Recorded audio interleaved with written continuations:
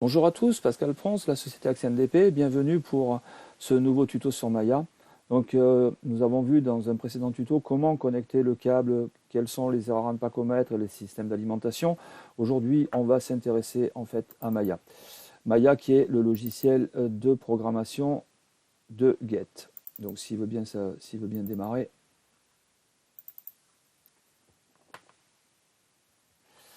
Donc c'est parti. Donc le logiciel de programmation de Get se compose comme ça, c'est-à-dire que nous avons un menu horizontal et là aujourd'hui l'objectif est de vérifier sur un boîtier la mise à jour. Savoir si on a bien la dernière version de mapping de chez Get ou si on roule avec une version qui est plus ancienne.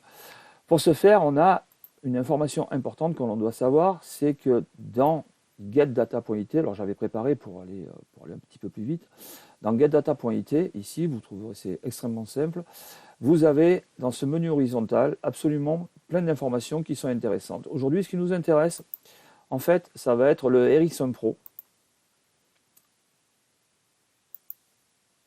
Voilà, donc le Ericsson Pro, où on va avoir dans cette structure, en fait, la liste des applications, c'est-à-dire bon, tout ce qui est possible et compatible avec le Ericsson Pro, tous les modèles de moto.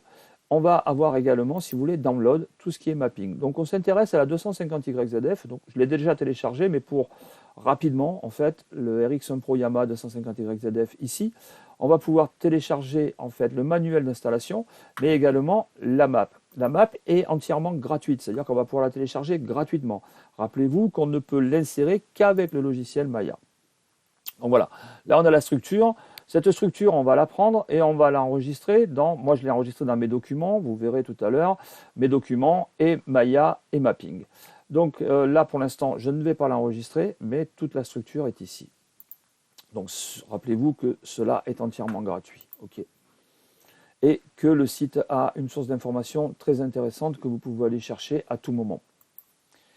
Donc, pour en revenir à Maya, ici, on a ce qu'on appelle le device, le système d'exploitation, qui est plus ou moins le Windows en fait de Microsoft. Ce que nous intéresse aujourd'hui, c'est de vérifier qu'en fait le 250YZF qu'on vient de télécharger du site Get à l'instant est exactement la même version que ce qu'il y a dans le boîtier. Donc pour ce faire, on va faire Open Map Project. On va aller chercher à l'endroit en fait où on a enregistré, comme je vous disais tout à l'heure, c'est PC, mes documents, Maya et Mapping. Donc dans Mapping, j'ai bien le 250YZF 2019-2020. Je l'ai téléchargé le 19-03 à 15h01. Donc je doute que maintenant Get ait modifié le mapping. Donc on va mettre le mapping et on voit qu'ici, en fait, tout s'est mis en vert. Donc pour vérifier qu'on a bien la map, là effectivement dans la map 1, on a bien la map, YZF 250 2019, etc. Et ici, la même map. On a exactement les deux mêmes mappings dans le boîtier. Nous verrons dans un autre tutoriel comment, quand on a le switch map actif au guidon, qu'est-ce qui va changer entre la map 1 et la map 2. Donc pour leur communication, donc j'ai connecté déjà un boîtier de 250YZF, j'ai connecté mon alimentation stabilisée, puisque je suis à l'atelier, je travaille avec l'alimentation stabilisée, et je vais récupérer les codes de l'EQ. Qu'est-ce que sont les codes de l'EQ? Eh ben, c'est la structure de la map. Et on voit que ici, en fait, la map est légèrement différente en fait, de la map qu'on a sur la dernière version du logiciel Get, du site internet Get, pardon. On voit également ici que la structure du device, c'est-à-dire du système d'exploitation, est différente, puisque là, on est en version 10 et là, on est en version 12.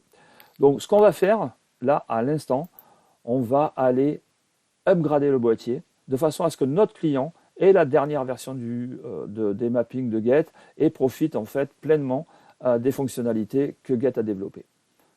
Donc, pour ce faire, on va utiliser cette icône avec la flèche vers le bas où on va voir marqué, si vous voulez, Download Mapping ECU. Je refais, voilà, Download Map to ECU. Pour ce faire, donc, on va cliquer dessus. Et là, il y a une petite fenêtre qui va nous indiquer que l'ECU est prêt pour être programmé, qu'on doit vérifier qu'on est correctement connecté et qu'ensuite on presse sur le OK. Rappelez-vous que dans le tuto de branchement du câble, je vous avais parlé de ce câble de programmation, ce shunt en fait, où on ne doit pas le connecter. Maintenant, avec les Ericsson Pro, nous n'avons plus la nécessité de le connecter. Et surtout, ne jamais le connecter quand il est sous tension ou le déconnecter sous tension, ce qui pourrait créer un arc électrique et détruire votre boîtier. Donc pensez que quand vous devez déconnecter cela ou le connecter, il faut le faire absolument hors tension. Une fois que j'ai fait ça et que je me suis assuré que tout est correct, à ce moment-là, j'ai plus qu'à cliquer sur OK et tout simplement le boîtier va se reprogrammer. Donc il faut laisser le temps, attendre un petit peu.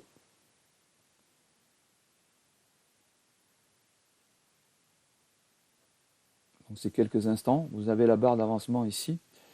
Ça devrait prendre à peu près 1 minute.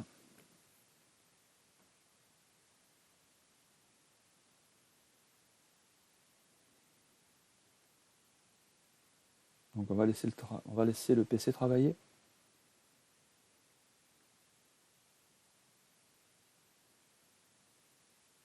Rappelez-vous que ce sont des boîtiers plug and play et que en fait nous avons développé, Get a développé des mappings qui sont déjà extrêmement performants. Donc le logiciel, dans la version qu'on est en train de voir maintenant, Evo, est un logiciel qui va nous permettre de faire des modifications de mapping relativement importantes, mais également qui va nous permettre de contrôler la moto, de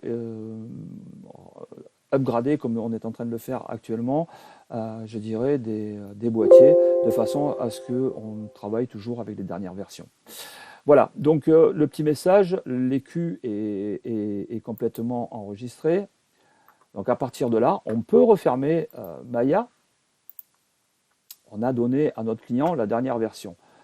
Pour ceux qui sont un petit peu anxieux, on peut aller faire une chose, c'est-à-dire qu'on va voir si effectivement l'ECU a bien les maps qu'on lui a données, qu'on a insérées à l'intérieur. Donc pour ce faire, on va aller sur Read Map from EQ.